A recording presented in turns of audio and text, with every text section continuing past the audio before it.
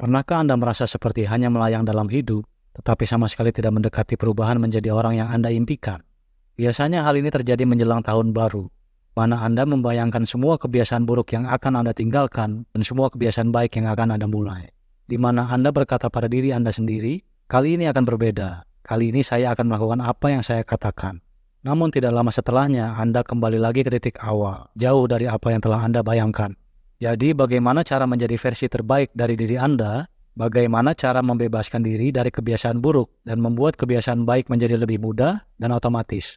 Atomic Habits, karya James Clear, memberikan jawaban atas pertanyaan-pertanyaan tersebut. Saya akan membuat rangkuman secara detail dari buku ini dengan membahas topik-topik seperti loop kebiasaan, lonjakan dopamin, dan menyiapkan lingkungan Anda.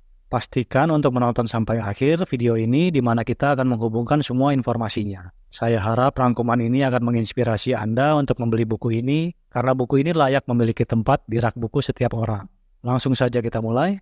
Bayangkan pesawat lepas landas dan melakukan perjalanan dari New York ke Los Angeles. Saat sebelum lepas landas, Anda menyesuaikan pesawat sedikit saja sebesar 3 derajat atau sekitar 80 inci. Jika Anda terus terbang di garis lurus, Anda akan berakhir lebih dekat dengan Tijuana di Meksiko daripada tujuan Anda yang sebelumnya yaitu Los Angeles. Hal yang sama berlaku untuk kebiasaan kita. Perubahan kecil dalam kebiasaan kita dapat mengubah lintasan hidup kita dengan cara yang bahkan tidak kita sadari. Sampai suatu ketika kita melihat ke belakang setelah menghabiskan waktu bertahun-tahun jauh di masa depan. Baik dalam hal yang baik maupun buruk, Anda adalah kebiasaan Anda. Kekuatan kebiasaan atomik. Perubahan kecil dalam kebiasaan harian Anda bisa mengarahkan hidup Anda ke tujuan yang sangat berbeda. Tindakan masif versus peningkatan 1%. Terlalu sering kita meyakinkan diri kita bahwa kesuksesan besar hanya mungkin dicapai melalui tindakan besar. Dalam setiap tujuan yang kita kejar, kita mengharapkan diri kita untuk membuat lonjakan kuantum atau peningkatan yang bersejarah yang akan menarik perhatian orang lain. Namun, perbaikan-perbaikan kecil yang bahkan tidak terlihat pada awalnya adalah hal yang akan menciptakan perubahan yang luar biasa. Mari kita lihat lebih lanjut ke dalam matematikanya. Semakin baik sebesar 1% setiap hari selama setahun akan bertumpuk menjadi hampir 38 kali lebih baik. Semakin buruk sebesar 1% setiap hari selama lebih dari setahun akan membawa Anda mendekati 0. Kebiasaan Anda dapat bertumpuk melawan Anda dalam bentuk seperti halnya stres atau pembicaraan yang negatif kepada diri sendiri. Atau mereka dapat bertumpuk untuk menguntungkan Anda dalam bentuk hal-hal seperti pengetahuan, produktivitas, keterampilan, dan hubungan. Keberhasilan adalah hasil dari kebiasaan sehari-hari, bukan transformasi sekali seumur hidup. Kenyataan mengenai kemajuan. James Clear mengacu pada bagian ini sebagai lembah kekecewaan. Anda telah melakukan begitu banyak, mengeluarkan begitu banyak usaha dan hampir tidak bisa melihat hasilnya dalam bentuk apapun. Ini adalah tempat di mana kebanyakan orang gagal dan kembali ke kebiasaan lama mereka. Hasil yang paling kuat dari setiap proses yang bertumpuk adalah hasil yang tertunda, sehingga kesabaran sangat diperlukan. Tujuan versus sistem. Lupakan tujuan, lebih fokus pada sistem. Tujuan adalah hasil yang ingin Anda capai, sedangkan sistem adalah proses untuk mencapai hasil tersebut. Kebijakan konvensional mengatakan bahwa kuncinya untuk mencapai apapun dalam hidup adalah dengan menetapkan tujuan yang spesifik dan realistis. Tapi bagaimana jika Anda benar-benar mengabaikan tujuan-tujuan tersebut dan hanya fokus pada sistem Anda? Masihkah Anda bisa sukses? Menurut penulis, jawabannya adalah iya. Ada beberapa masalah dengan hanya memiliki tujuan saja. Misalnya orang yang sukses dan yang tidak sukses bisa saja memiliki tujuan yang sama. Sehingga tujuan itu sendiri tidak bisa menjadi tolak ukur yang membedakan antara pemenang dan pecundang. Mencapai sebuah tujuan hanya mengubah hidup Anda untuk sejenak dalam waktu tertentu. Tujuan bisa menciptakan konflik yang bersifat iya atau tidak. Entah Anda mencapai tujuan dan berhasil, atau tidak mencapai tujuan dan Anda dianggap gagal. Bahkan jika Anda sudah membuat kemajuan ke arah yang benar. Ketika Anda mencapai sebuah tujuan, apa yang Anda lakukan setelahnya? Jika tujuan Anda adalah berpartisipasi dalam maraton lokal, kemungkinannya setelah menyelesaikannya, motivasi Anda akan segera memudar, dan Anda akan kembali lagi ke rutinitas lama Anda. Tujuan itu bagus untuk menentukan arah, tapi sistem adalah yang terbaik untuk membuat kemajuan. Sebuah sistem kebiasaan atomik. Yang jadi masalah dalam mengubah kebiasaan Anda, bukanlah Anda. Alasan mengapa Anda mengulangi kebiasaan yang buruk begitu lama, bukan karena Anda tidak ingin berubah, tapi karena Anda memiliki sistem yang salah untuk berubah. Kebiasaan atomik adalah rutinitas dan perilaku kecil yang mengumpulkan hasil positif secara bertahap dari waktu ke waktu. Terobosan besar cenderung mendapatkan lebih banyak perhatian daripada perbaikan-perbaikan yang kecil. Tetapi yang paling penting sebenarnya adalah keputusan dan tindakan harian kecil yang kita ambil. Sama halnya seperti atom adalah bahan dasar dari molekul, kebiasaan atomik adalah bahan dasar dari hasil yang luar biasa. Ada 3 tahapan untuk mengubah perilaku. Tahap pertama adalah mengubah hasilnya. Misalnya menurunkan berat badan, menulis buku, atau memenangkan kompetisi. Hasilnya adalah apa yang Anda dapatkan. Tahap kedua adalah mengubah cara Anda melakukan sesuatu. Misalnya memulai rutinitas latihan kebugaran baru, atau mengembangkan kebiasaan membaca setiap harinya. Tahap ketiga adalah mengubah identitas Anda, yaitu apa yang Anda yakini, sudut pandang Anda dalam melihat dunia, dan apa yang Anda pikirkan mengenai diri Anda sendiri dan juga orang lain. Kebanyakan orang lebih berfokus pada hasilnya, padahal cara terbaik untuk mengubah kebiasaan Anda adalah dengan berfokus pada menjadi orang yang Anda impikan, ketimbang berfokus pada hasil yang ingin Anda capai. Misalnya, tujuannya bukan hanya untuk mempelajari alat musik, tetapi untuk menjadi musisi. Begitu juga lomba maraton, tujuannya bukan hanya untuk menyelesaikan maraton, melainkan untuk menjadi seorang pelari.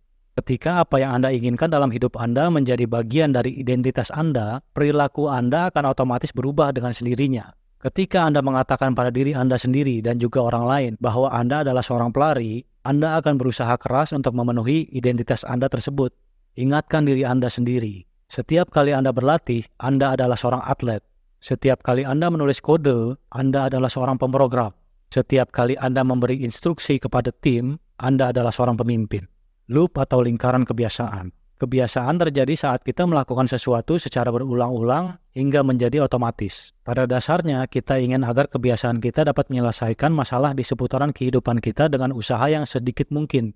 Kebiasaan terbentuk dan diperkuat melalui lingkaran umpan balik yang terjadi secara terus-menerus, seperti indikator, tambah hasrat, tambah respons, tambah imbalan. Kunci agar membuat kebiasaan yang melekat adalah dengan menciptakan putaran umpan balik yang terus-menerus diperbaiki.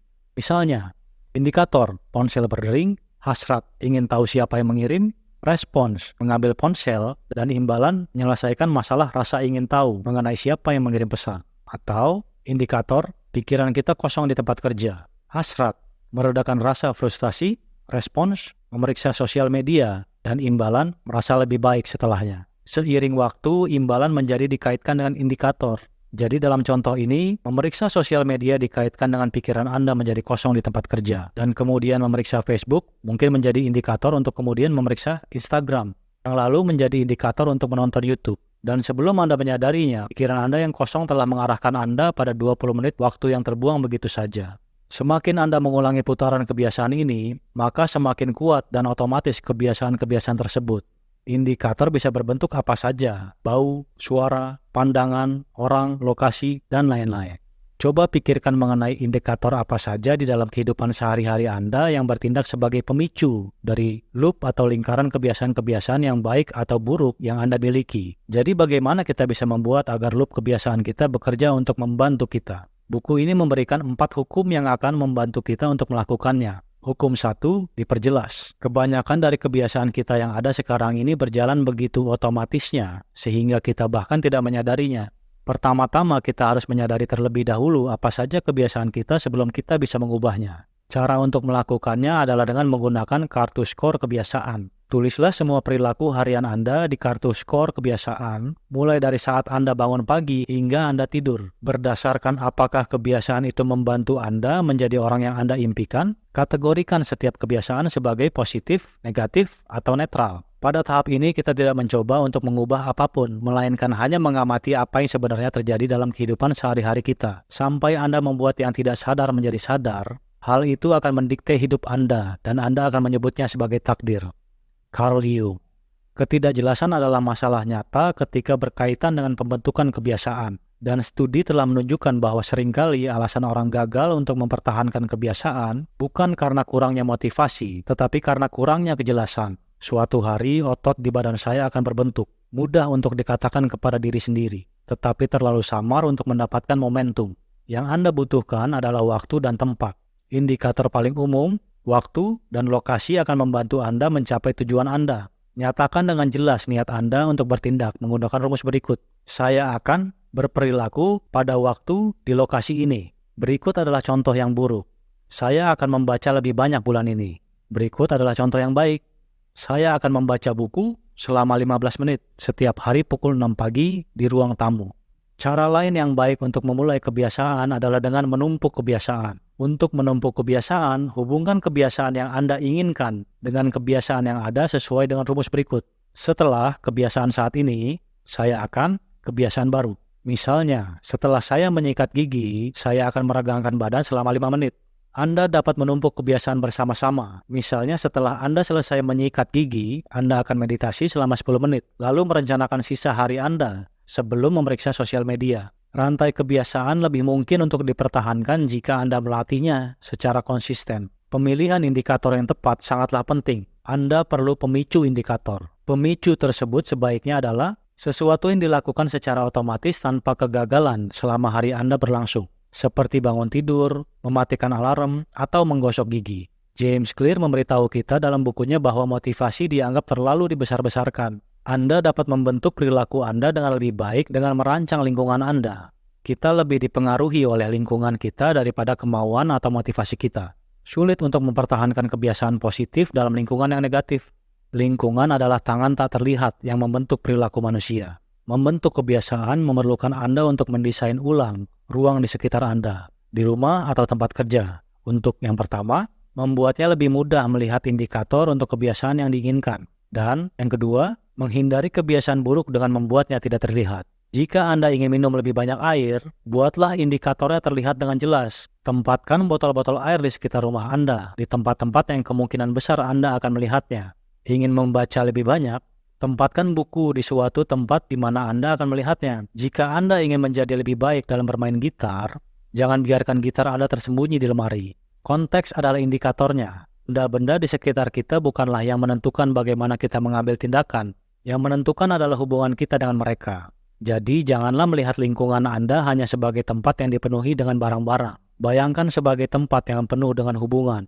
Misalnya, sofa di ruang tamu bisa menjadi tempat seseorang membaca 1 jam setiap malam, sementara untuk yang lain, itu adalah tempat untuk menonton Netflix sambil makan pizza dan bersantai setelah bekerja. Jika Anda menghubungkan sofa dengan relaksasi, mungkin sulit bagi Anda untuk menjadi fokus pada pekerjaan di sana. Coba buat zona-zona terpisah di rumah untuk aktivitas yang berbeda. Penulis suka menggunakan mantra, 1 ruang, 1 penggunaan. Jika Anda mencoba menghilangkan kebiasaan buruk, mengandalkan pengendalian diri saja tidaklah cukup. Itu hanya berlaku dalam jangka pendek. Tetapi memotong kebiasaan buruk dari sumbernya adalah solusi yang lebih praktis dan lebih dapat diandalkan. Cara-cara untuk menghilangkan kebiasaan buruk adalah dengan membuatnya tidak terlihat dan dihilangkan dari lingkungan di sekitaran Anda. Misalnya, letakkan ponsel Anda di ruangan lain selama beberapa jam jika itu mengganggu pekerjaan Anda. Atau simpan makanan ringan di tempat yang sulit dijangkau atau hilangkan dari rumah jika Anda mencoba menurunkan berat badan. Hukum kedua, membuatnya menjadi lebih menarik.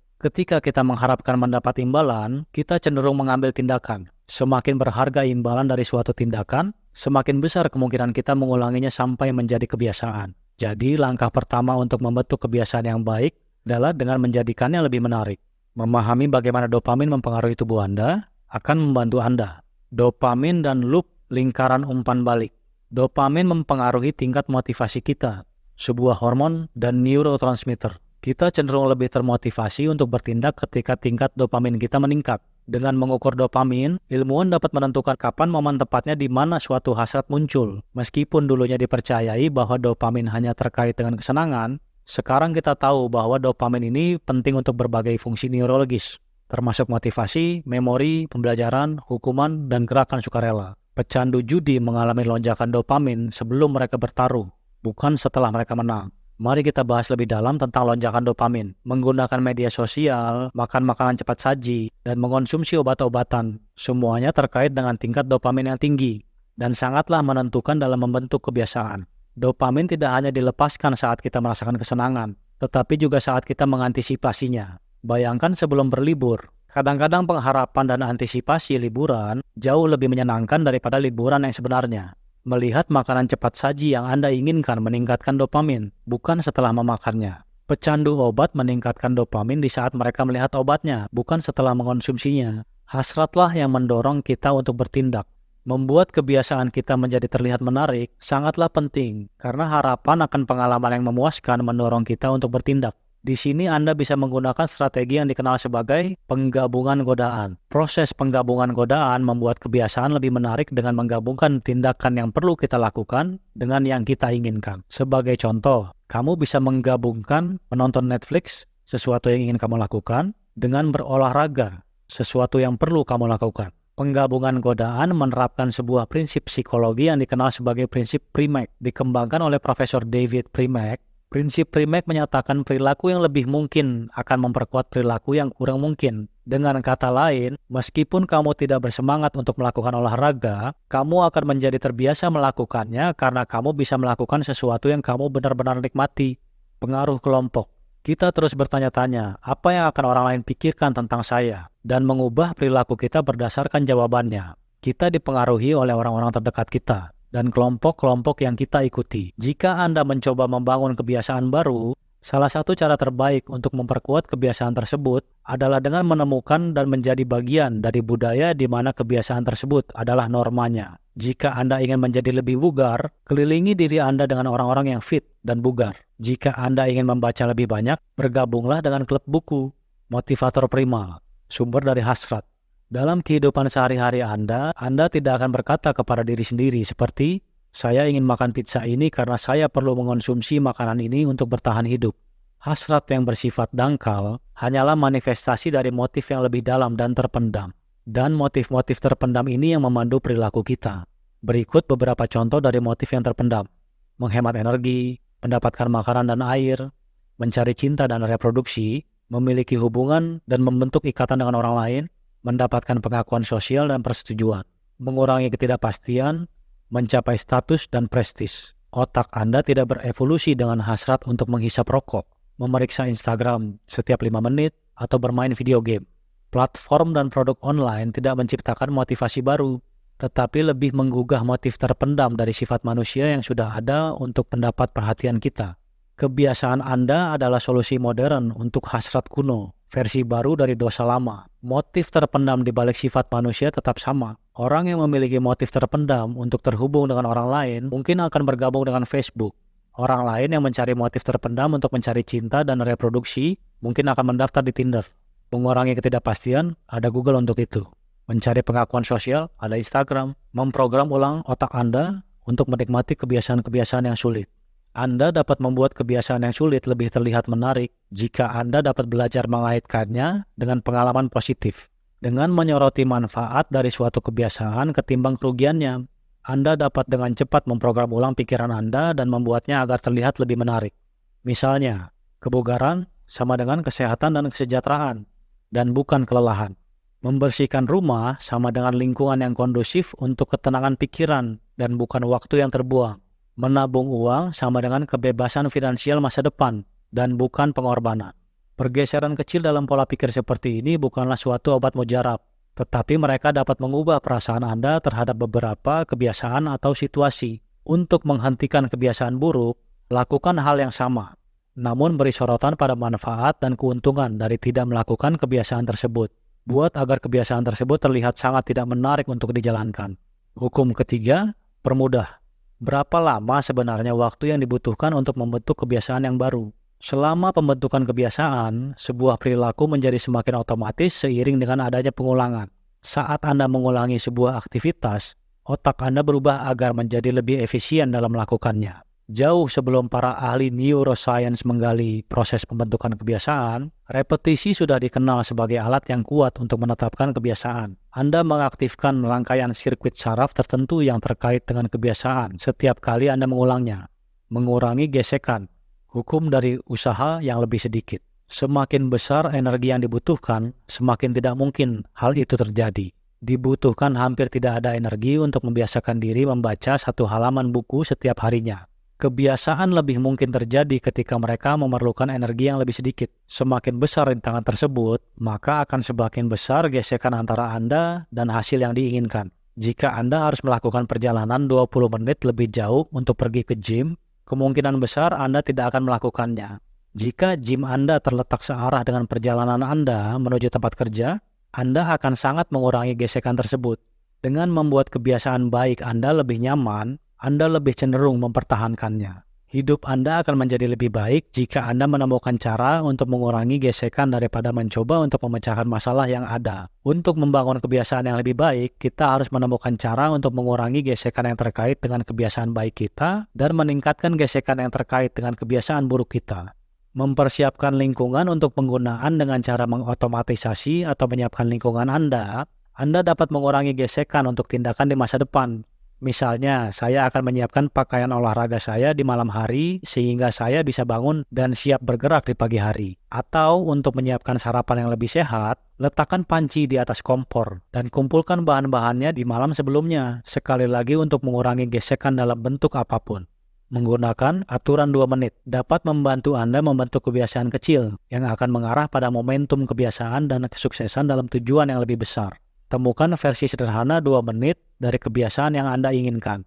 Tujuannya agar Anda menurunkan standar dari hasil yang Anda inginkan. Melakukan maraton menjadi memakai sepatu dan melakukan peregangan selama 2 menit. Membaca 1 jam per hari menjadi pembaca 1 halaman. Anda perlu menancapkan rutinitas tersebut terlebih dahulu, baru kemudian secara perlahan tingkatkan kesulitannya. Setelah Anda menguasai kebiasaan versi 2 menit, Anda dapat maju ke fase berikutnya untuk membuat sesuatu agar menjadi lebih sulit. Pikirkan cara di mana Anda dapat menciptakan gesekan yang menghalangi antara diri Anda dan kebiasaan-kebiasaan buruk. Buatlah sesulit mungkin. Jika Anda ingin menonton TV lebih sedikit, cabut kabel TV setelah setiap penggunaan dan letakkan remote control di lokasi yang tidak nyaman. Saat Anda berbelanja, tinggalkan kartu kredit Anda di bawah kursi mobil Anda. Jika Anda memiliki kebiasaan belanja spontan, lakukan segala upaya yang Anda bisa untuk membuat kebiasaan buruk Anda lebih tidak mungkin terjadi.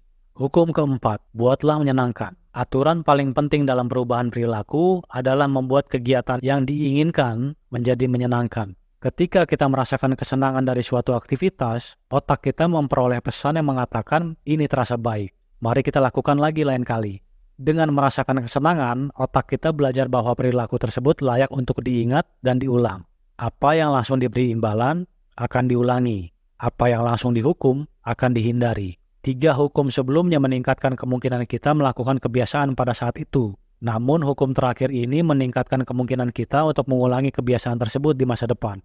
Ketidakcocokan antara hasil yang instan dan hasil yang tertunda. Seringkali kita merasa senang dengan hasil yang segera terlihat, tetapi merasa buruk tentang hasil yang didapat dalam jangka panjang ketika kita menjalankan kebiasaan yang buruk. Hal ini berbeda dengan kebiasaan baik, di mana hasil yang segera tidak selalu menyenangkan, tetapi hasil akhirnya sangat memuaskan. Untuk berhasil dalam hampir di setiap bidang, kita harus bisa menunda kepuasan yang instan untuk mendapatkan kepuasan yang lebih besar di masa depan. Jalan yang terbaik adalah dengan menambahkan sedikit kesenangan instan ke dalam kebiasaan yang akan menguntungkan dalam jangka panjang, dan menambahkan sedikit rasa tidak nyaman pada kebiasaan yang tidak akan menguntungkan. Bagaimana cara menjalani kebiasaan baik setiap hari? Ada kutipan yang mengatakan, hal penting dalam menjaga kebiasaan adalah dengan merasa sukses. Bahkan jika hanya dalam hal kecil, merasakan kesuksesan adalah sinyal bahwa kebiasaan tersebut berhasil dan bahwa usaha yang Anda lakukan sangat berharga. Merasa puas dengan kemajuan yang Anda buat dapat membantu Anda mempertahankan kebiasaan. Anda dapat memantau kemajuan Anda dengan menggunakan indikator visual, seperti memindahkan klip kertas, jepit rambut, atau kelereng. Kemenangan kecil ini bisa sangat membantu. Misalnya untuk setiap panggilan penjualan yang Anda lakukan hari ini, pindahkan 1 kelereng dari wadah yang belum dijalani ke wadah yang sudah dijalani. Atau untuk setiap 25 menit menulis, pindahkan sebuah klip kertas. Ada berbagai cara untuk mengukur kemajuan visual, seperti jurnal diet, catatan latihan, atau bahkan nomor halaman dalam sebuah buku. Menjaga catatan kebiasaan mungkin merupakan metode terbaik untuk memantau kemajuan Anda dalam menjalani kebiasaan tersebut. Bagaimana cara agar pulih dengan cepat ketika kebiasaan Anda terganggu? Meskipun Anda berusaha sebaik mungkin, tidak dapat dihindari bahwa suatu saat kehidupan akan datang mengganggu. Ketika Anda mengalami hari yang buruk, sangatlah penting untuk tetap berusaha. Ada kutipan yang mengatakan, hari-hari yang hilang jauh lebih merugikan Anda ketimbang hari-hari kesuksesan membantu Anda. Jangan biarkan kebiasaan Anda terganggu secara berkelanjutan. Kehilangan kebiasaan dalam 2 kali merupakan awal dari kebiasaan buruk. Jangan pernah membiarkan hal tersebut terjadi. Pada hari yang buruk, lebih baik lakukan sedikit dari kebiasaan yang biasa Anda lakukan, daripada tidak melakukannya sama sekali. Misalnya, lakukan 10 sit-up daripada 50 yang biasa Anda lakukan jika Anda sedang tidak semangat untuk melakukannya. Mengubah kebiasaan buruk buat tidak memuaskan. Bagaimana seorang mitra yang akuntabel dapat mengubah segalanya. Sebuah perilaku lebih kecil kemungkinan terjadinya ketika rasa sakit dirasakan secara langsung. Dituntut agar bertanggung jawab oleh seorang mitra adalah cara yang baik untuk menjaga kebiasaan yang diinginkan tetap terkontrol. Kita semua ingin disukai dan dihormati, sehingga jauh lebih baik jika kita dapat menghindari hukuman. Contohnya, saya harus memberi Anda Rp300.000 setiap kali saya melewatkan latihan, ditambah dengan kehilangan kehormatan karena gagal memegang ucapan. Sebuah perilaku lebih mungkin dipengaruhi oleh konsekuensi yang konkret dan bersifat langsung. Kontrak kebiasaan. Anda dapat membuat kontrak kebiasaan untuk menjaga diri Anda bertanggung jawab, layaknya pemerintah yang menggunakan hukum untuk menjaga agar warganya bertanggung jawab. Anda dapat membuat kontrak kebiasaan baik secara lisan maupun tertulis, yang memperjelas bahwa Anda akan menghormati kebiasaan tertentu dan akan ada hukumannya jika Anda tidak melakukannya. Anda kemudian dapat menggunakan mitra yang akuntabel untuk menegakkan kontrak tersebut. Oke. Jadi membaca buku adalah satu hal, tapi lain halnya untuk benar-benar menerapkannya dalam kehidupan kita. Semoga ringkasan ini dapat membantu Anda untuk lebih memahami konsep-konsep dalam buku ini.